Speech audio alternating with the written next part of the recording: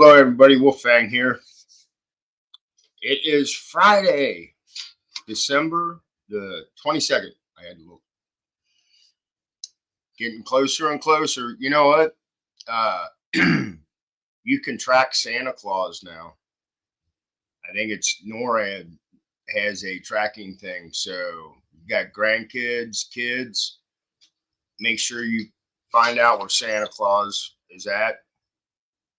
So anyway, so I'm at work today, and the way my brain works, I was wondering if you could just drink water from moss. So I found an article. I want to share this. Pretty interesting. And there may be some people out there who already know this stuff, but that's okay. This comes from Survivopedia. Uncommon wisdom for dangerous times. 9 surprising survival uses of moss.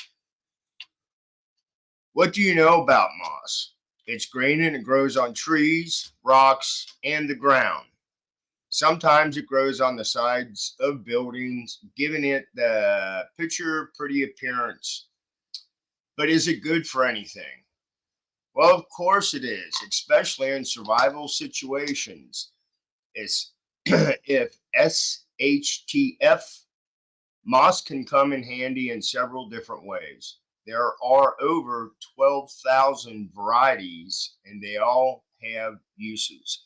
I'm going to talk about all 12,000 of them too, so just hang in there with me. Now, does moss really grow on the north side of trees? If you've ever been in the Scouts or read old country lore, you've most likely heard that if you're lost, look for moss because it grows on the north side of trees. Sorry to dispel the myth or correct your scout leader, but this isn't the truth, at least in most cases. If you've ever actually tried to determine direction using this method, you probably ended up scratching your head in confusion because there was moss all the way around the tree. This is because moss best grows where it's moist and preferably shady most of the day. There is one way that may help you find direction using moss, though. If you manage to find a vertical surface that's off the ground, such as a big rock face that is covered in moss, that side is likely facing north in the northern latitudes because the surface isn't directly in the sun after noon, the most drying part of the day. Remember, moss likes moisture, and moisture likes moss. So, Siphanigum moss is a source of drinking water. Uh, man, I guess that's the way it's pronounced. But this moss and many other mosses, for the matter, are extremely spongy and hold lots of water. In the case of Siphanigum moss, you can quite literally wring it out and drink the water that you get from it.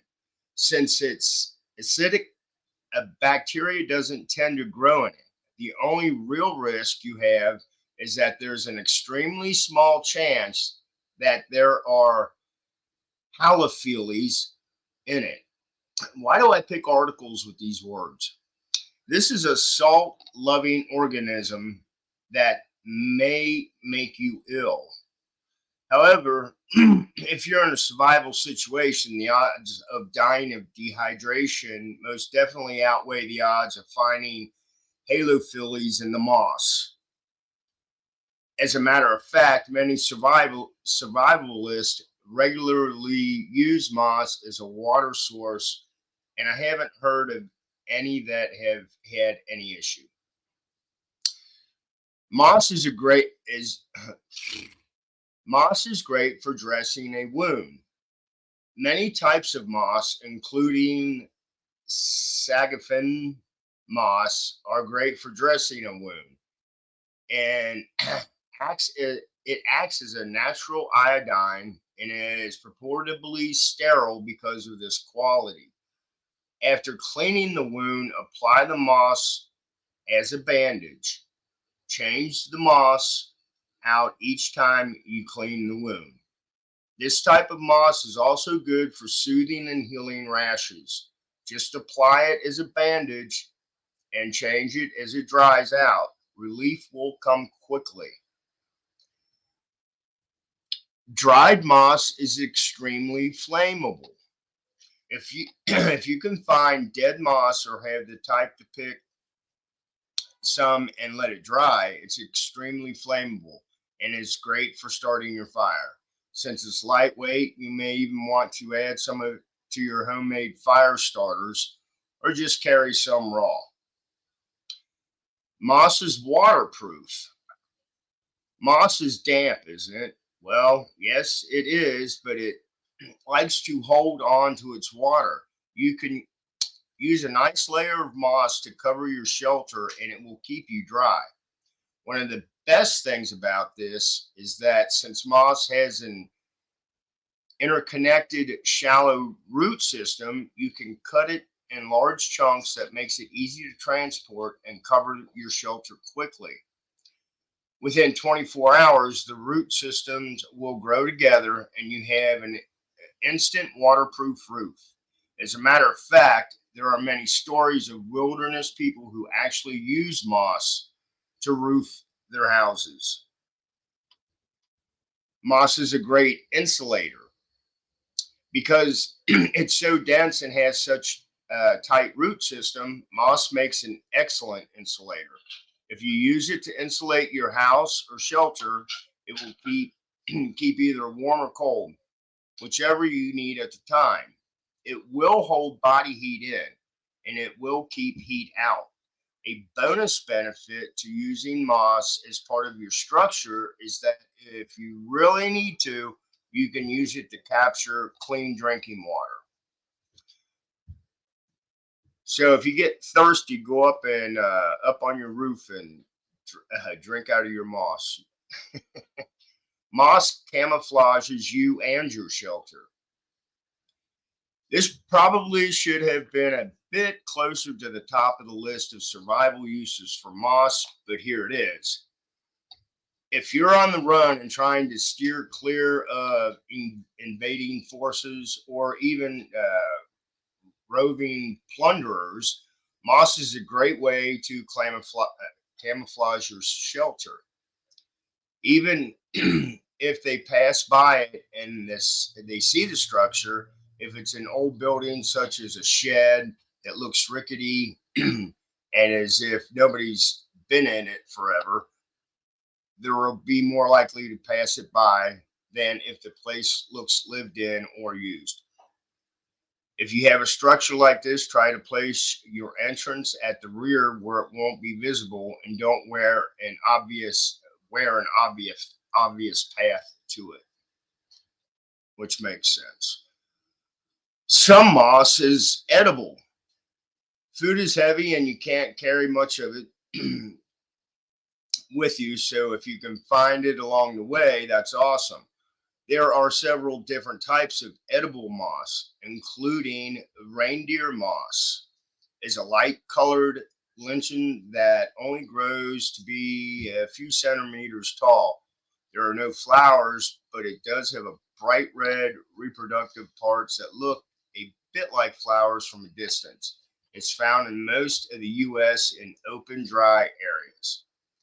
Oak moss is found in the mountainous regions of the US and grows, as the name suggests, as oak trees.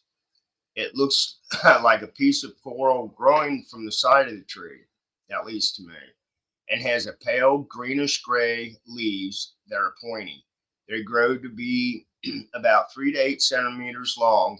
They grow together to form large clumps. And we have Spanish moss. This is a beautiful draping moss that hangs from trees, mostly oak trees, throughout the U.S. and especially in the eastern southern states. It's light colored nearly white in many cases, and grows in what appears to be strings. Technically, Spanish moss isn't moss at all, but a member of the bromelid family. Still, we're including it because you can eat it, and it's also believed to have some medical properties, including helping lactating mothers produce milk and helping relieve the symptoms of rheumatis, rheumatitis, diabetes, and infantile epilepsy. It's also been used as an estrogen substitute, and Spanish moss has an antibacterial properties.